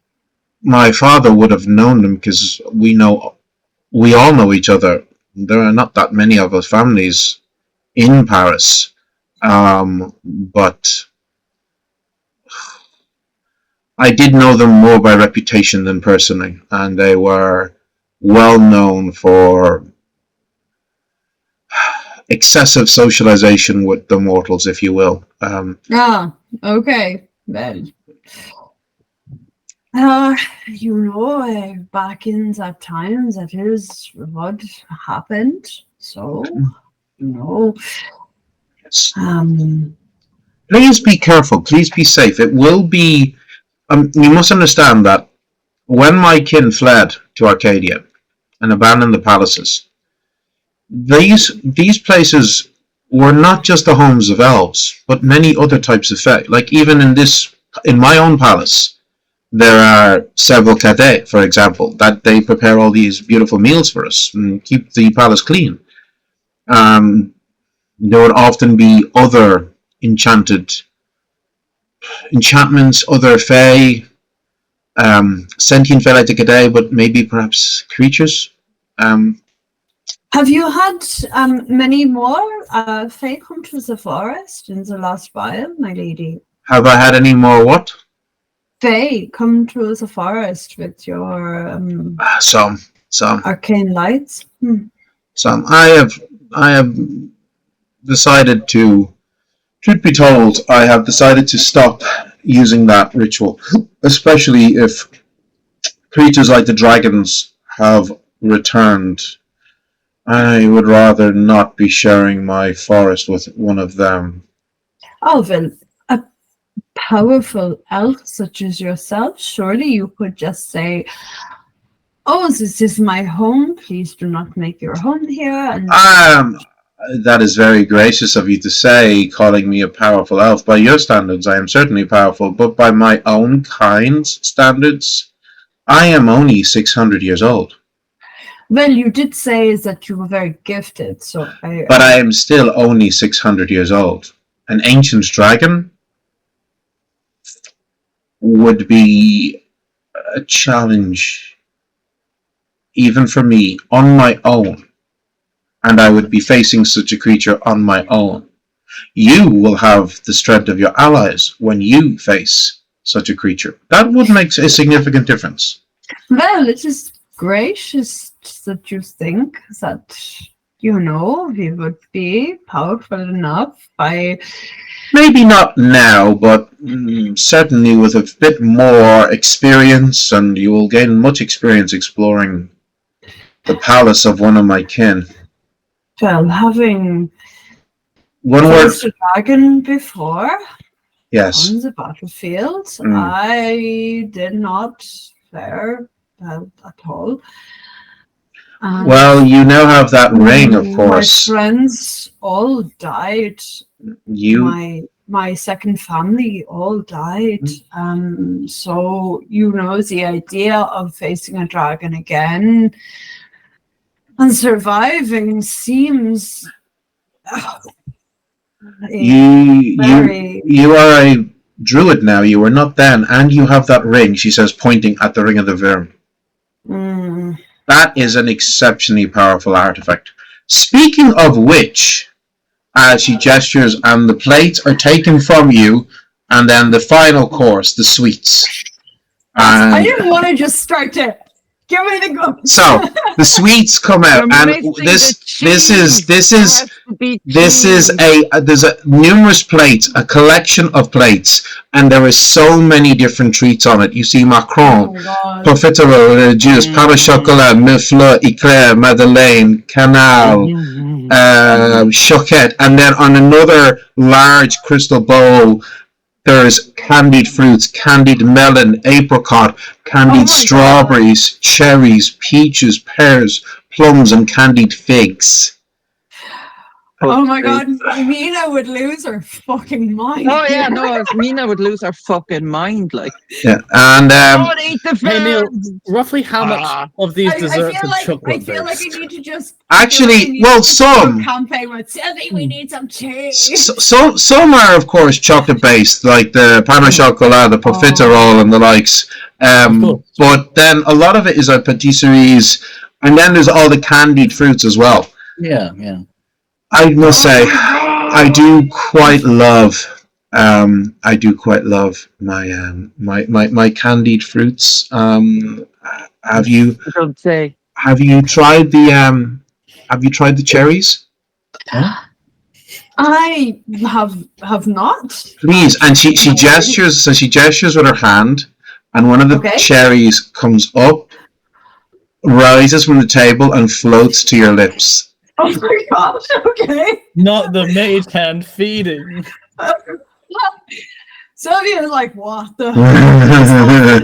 But okay, I'm here for Okay, it. you are, that's It's all. amazing. I mean, how many glasses of wine am I in now? Like, it must be 6 now. Oh yeah. Take 7, yeah. That's down to you. How much wine have you had? Sylvia's also really fucking nervous, so she's Yeah. like, oh, okay, I'm gonna have some wine, because fuck, you know. Yeah. So she. You're going on do like, you- oh, I'm powerful and like. Do you take the cherry that's been brushing against your lips? No, I'm gonna absolutely, because like. Yeah. You know, You bite into it and you get this explosion of flavors, the sweetness of the cherry and then the sweetness of the sugars coating it, and it's So quite. it's not like that manky cherry glass that you get in. No, these are these are candied fruits. These are fruits that have been Distinct different. been like put into sugars and candied that way in the traditional 19th century way. Oh my god, Yes. I might be in love. This is So she's, well, a treat, and let's have another treat. And she reaches in and takes out the ring of hoarding. And she's, so, okay. I might take out a paper and pencil because I'm not going to fucking remember this. it took me some time, but I was able to look at secrets, and You did mention that it was a very elegant enchantment. it is quite. It's similar to a goblin purse, but more powerful. The space inside can store more, but it is functionally the same as a goblin purse, though more powerful and rarer. And this did hold a considerable number of items. Right. So, first of all, there's the mundane. And she reaches in, and it's funny, she reaches in with her hand, which disappears, and then as she pulls it up, she's tipping the ring with her, and she's like focusing, and as she pulls back, gold coins start to come out and continue to fall from the ring, and fall, and fall, and fall, and fall, for several minutes, forming a massive pile. So by my estimates, there's 5,000 gold coins here. Sorry, what? 5,000 gold coins. Oh, and then reaches in and then pulls out silver, and then it tips and it falls and falls and falls, forming a larger pile than the gold. And this is, by my count, 6,700 silver. And like, there's this coin everywhere.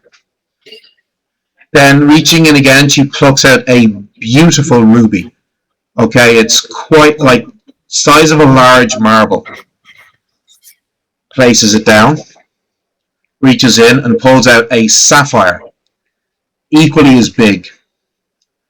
Reaches in again and takes out an emerald, slightly smaller. So a ruby worth 100 gold, a sapphire worth 120, and an emerald worth 90 gold.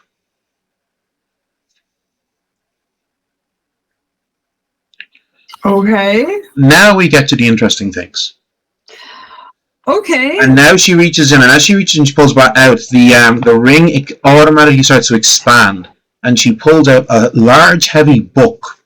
Quite an old-looking tome. Oh my god, it's his Book of Shadows. It's not his Book of Shadows, no, but that is there. This is actually something that would interest your friend, Gwyn. This is a witch's amulet. They're known as a grimoire of consecrations. Well, unfortunately, Gwen has chosen to leave us. That is unfortunate.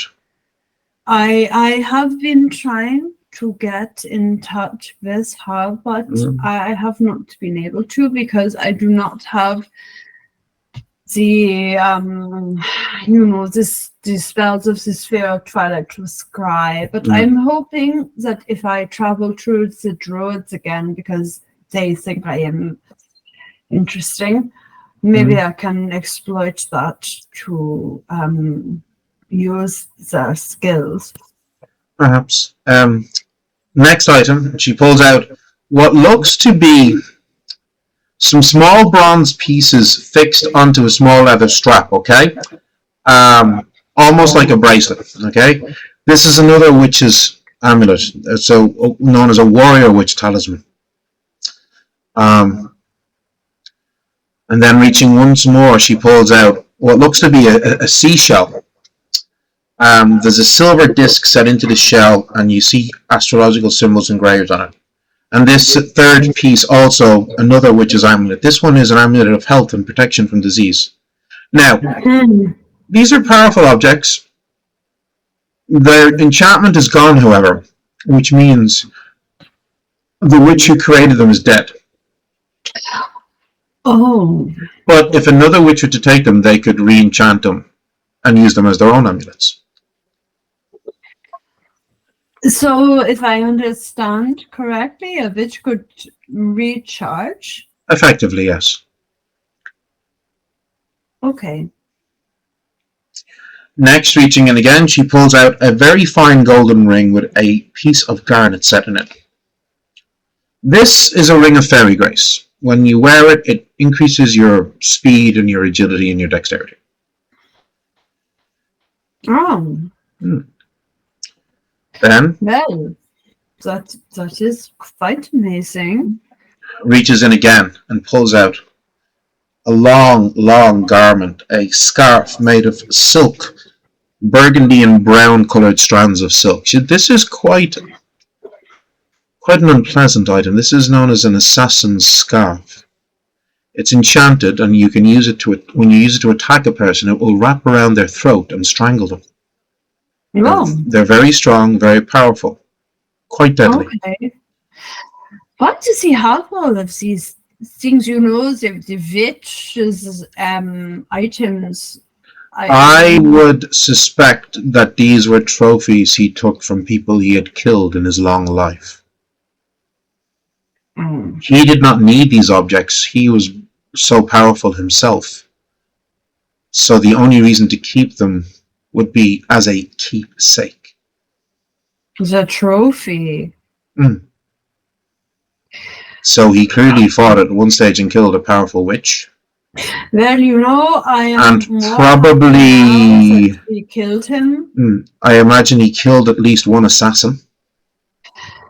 I think he has killed many, and I think Yes. quite a few of them were probably people that he viewed as a potential,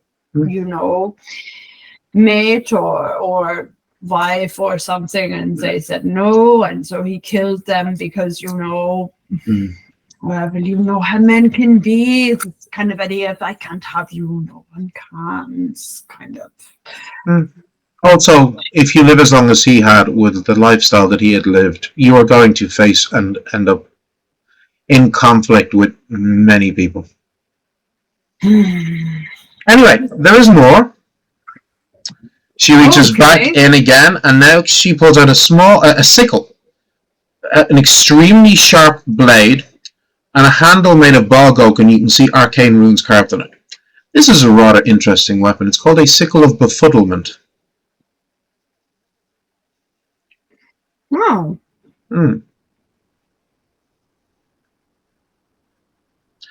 Reaches in again. We're nearly done. How much is in this fucking thing? Pulls out another large tome. It says, and this is his Book of Shadows. I'm sure that Justine will want to have a look at this. Yeah, I will absolutely be giving this to Justine. If there was ever a person, more deserving of something, because he is clearly also a sorcerer, she Yes. will clearly benefit from what she has learned. And this penultimate object, she pulls out a rather strange looking object. It looks like a glove made of a fine mesh wire, but it's a wet mesh wire that seems to cover the backs of the hand and then come around to cover the pads of the fingers and thumb. Okay? And with the palm itself not in any way enclosed. And on the back is set a brilliant piece of quartz crystal that has this faint glow to it. This is a rather interesting object. Perhaps Mina might like this. It's called a shock glove. When you strike somebody with it, you can strike them with a charge of lightning and can temporarily paralyze them. A pugilist like her would probably find that very useful. Oh, I think Mina would absolutely love something like this. I would be so happy to give it to her. And then the last one, she pulls out an ornately decorated bronze compass. When you open it, you see the needle is spinning wildly. This is a fairy compass. You probably don't need this right now. I can explain it to you. But anyway. And she gestures with her hand, and all of the objects start to lift up, and then they just pour into the ring. Just like with a goblin purse, now you know what these things are. If you wish for it, you simply think of it as you put your hand in, and you will draw it out. You mentioned the enchantment was different. More powerful, simply. It's effectively the same enchantment as a goblin purse, just more powerful. And more elegant, you mentioned also. Yes, well, it can store more than a standard goblin purse. That I am certain of. Oh, well, that is very interesting. They came into possession of another goblin purse because, the necromancer had one.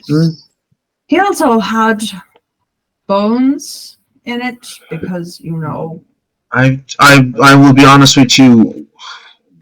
I have not studied much of the magics of the Sphere of Death, and I know virtually nothing of necromancy. Well, I think maybe it's from talking beside her so much, but I have such a visceral reaction to it. I hate As do I. The idea of any. All Fae do. All Fae. No, but I just don't understand why anyone, human, Fae, vampire, Logaro, any of these things. Why would you want to even look at that? Of course. I don't know. Maybe you might want to connect with the spirit of a loved one gone, but other than that, I just don't understand. Well, I think there's no point in focusing on it and distressing ourselves. Shall we retire to somewhere more comfortable? Yes, and Sylvia's again like, I can do that apologizing thing again, and I'm not gonna fucking do it, and I'm gonna stop myself. She sees all of that going on your face as you do, and she smiles as her chair pulls back, and her glass of wine is floating alongside her as she leads you out and across the foyer into a beautiful drawing room. Okay. And I am gonna walk totally in a straight line and not like So going into the drawing room, you see there is a beautiful chaise lounge. There are some larger armchairs. The fire is lit, of course. There's a beautiful table which has crystal top set in it. Okay. There's a pianoforte in the corner that is playing a soft melody.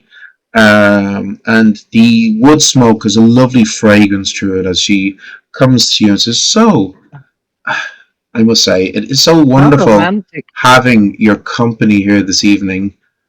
At times, I suppose, I can get a little bit lonely in this big castle all on my own. But you have so many friends living here with you, the cadet. They are loyal servants more so than friends. It's the Lucienne also. Yet again, it is difficult, not impossible, but often difficult for my kind to develop close bonds with other Fae like those that you describe, Lutien, Cadet. The differences in our powers are so vast that when a fairy or a brownie is in my presence, they will always view me as nobility. Because amongst the Fae, my kind are the nobles. Of course. We are amongst the most powerful of Fae. There are certain other Fae as powerful, or perhaps more so than us, but not many. They're exceptionally rare. We live amongst the longest of the Fae, most of us at least 2 millennia. And yes, so that is, I think, part of why I enjoy your company so much. You do not have these. Your preconceptions of me are they're different. They're more cute. You just see me as a Cute. powerful elf. It's not the same.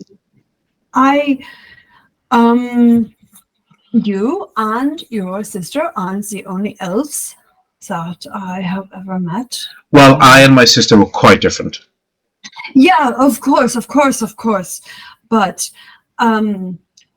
that I am mortal, and obviously before I joined the army, I would not have encountered Fae at all. Really. I have heard that it's not uncommon for druids to live slightly longer than most other humans. Of course, when I say slightly longer, I mean perhaps 100 years or so, which for me it's a blink in the eye, but can be a vibrantly beautiful memory to have. Of course. Well, I was, you know, as growing up in Berlin, I was told, do not play in the rivers, do not, do this and that. If you behave in this phase, the Fae will come and take you, So obviously, the preconceptions I would have of an elf would be completely different to that of a Cadet or a Lutien.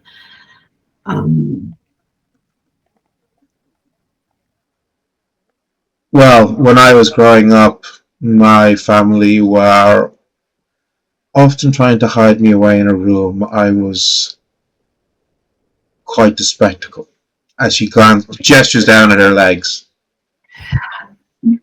But my lady, you are so gifted in magical arts. Yes, but I have a broken body. I am from a race of beings that are amongst not just the most powerful, but the most perfect and beautiful of all beings on this earth.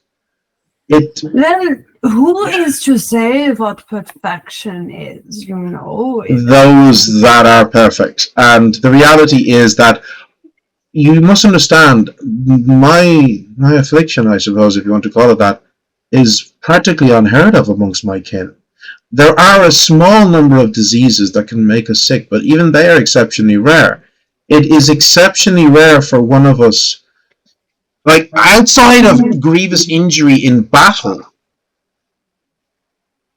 to suffer the kinds of afflictions that I was born with is unheard of. It was probably part of what motivated me to study the arcane so intensely, but let's just say that while my mother and father did love me, they always had difficulty when they would look at me. I suppose you understand this as well, I'm sure. That is something maybe that we have in common, she says, as she places her hand on yours.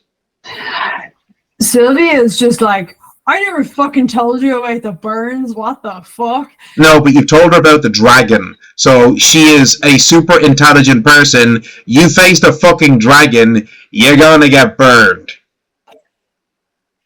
But, my lady, you can perform feats. I don't see how... this would not be a limitation to you. Oh, I know.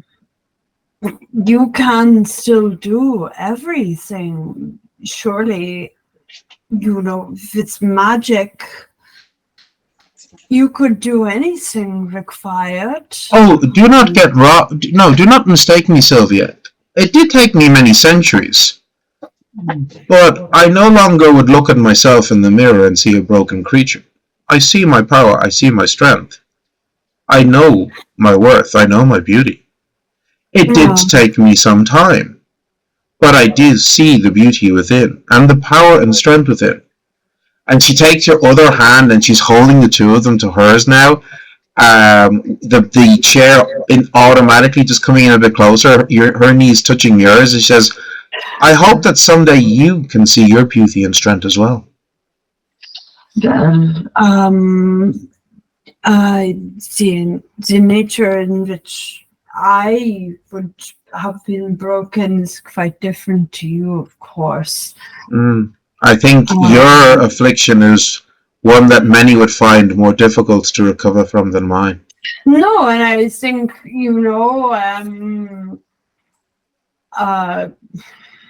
well, Sylvia, when people see me, they see someone with broken legs.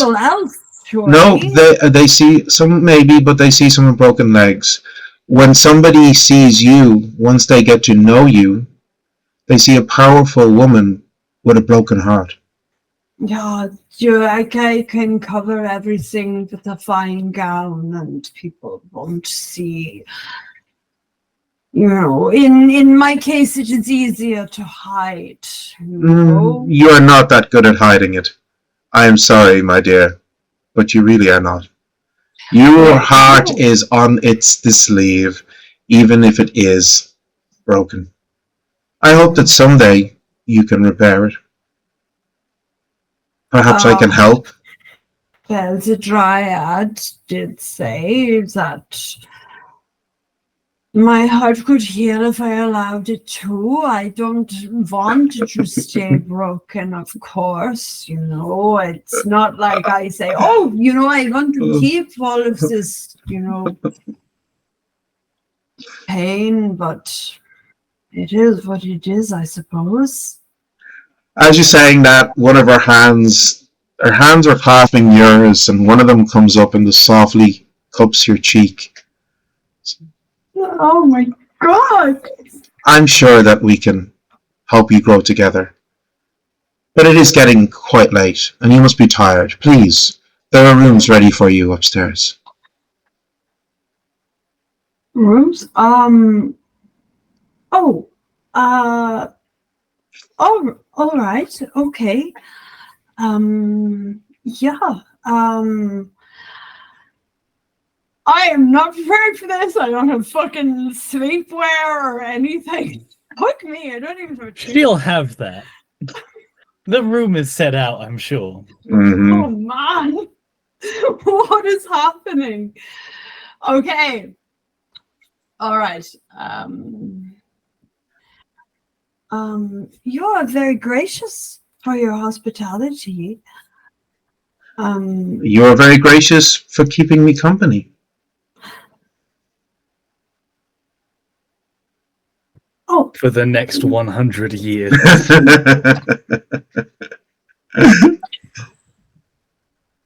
Well, thank you for the lovely meal, and also all of uncovering secrets of the magical rings that I gave you to study. Thank you for doing that for us. Of course. I'm always happy to help you and your friends. Shall we? And she leads you out, and he will, and she gestures at an arcane automaton that's standing at the foot of the stairs. He will show you to your room. My room? Oh. Okay. Good night. You are going to retire yourself? I will be. I will be going to bed shortly too. Good night, Sylvia, and I shall see you in the morning for breakfast. Okay. So do you follow the Arcane Automaton? Yeah, I'm gonna. You follow the Arcane Automaton up the grand stairs. He leads you down a corridor, past several doors on both sides, and stops at one and gestures, pushing it open and into a beautiful suite. Beautiful, fine four-poster bed. You see a silk dressing gown laid out on the bed. There is a wash basin to the side with soaps. There's hot water coming from it with steam. Everything that you would need Oh my god. for a beautiful night's sleep in this elven palace. Fuck's sake, Sylvia. What? What? You can lead a traumatized soldier to water, but you cannot No, make for fuck's sake, you could douse the fucking traumatized soldier in water, like fucking hell. Wouldn't take a fucking, like, honestly, she'd have to spill it out. She did spell it out. So, folks, Oh. I'm gonna go insane. with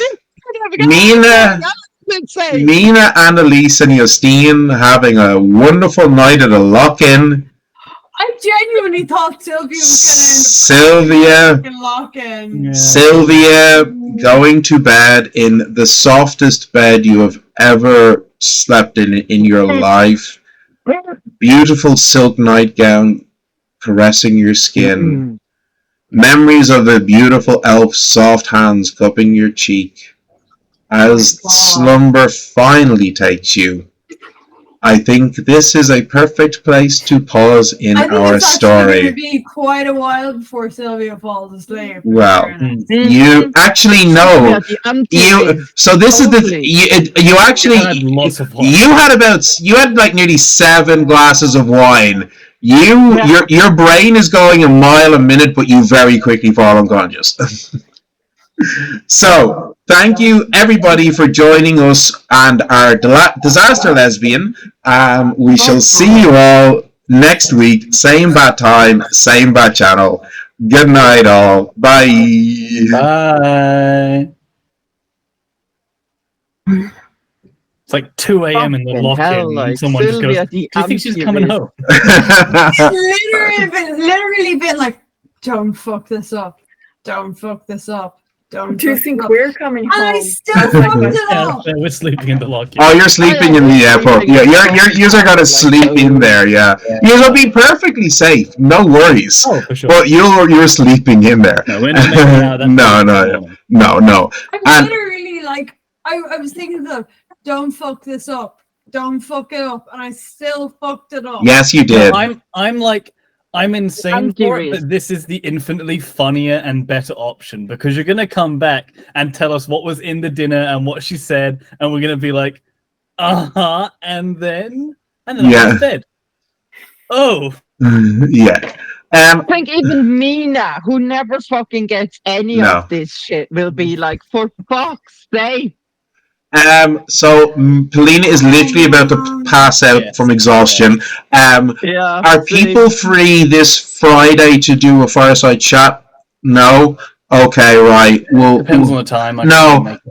What about next Thursday? Not this Thursday, but next week, next Thursday. Would that work for people? Maybe. I'm on Lanzarote. Sorry. Oh shit. Okay. Well, that's more important. I'm open on next Thursday. Okay. Well, we'll try and squeeze that in then. Okay. But and listen. I might not be able to play next Tuesday. We might have goodbye drinks for our COO. Oh, nice. Okay. Who wrote all the ministers when my visa didn't come through. Okay. Yeah. No, that's fair. Okay. Right. Well, let me know. Okay. We'll play it by ear. Right. Super. Okay. Right. Well, listen. Thank you all. Sorry for all these tech issues tonight. I don't know what was going on, but we got it going in the I'm end. actually dying, so I'm going to jump off. Yeah. Good night, everybody. We're all going to bed now.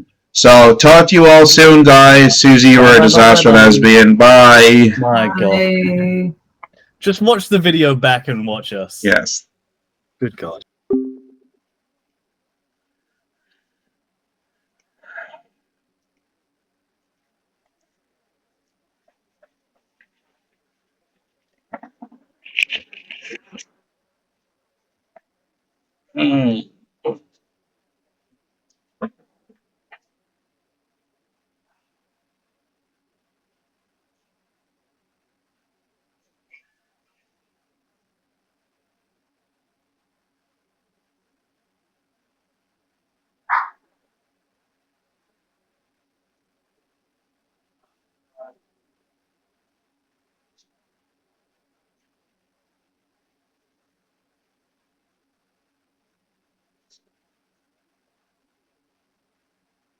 Oh, Susie.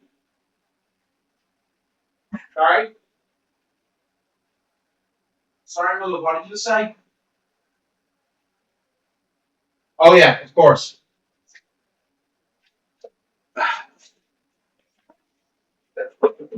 Sylvia is a disaster. When did she stop rampaging?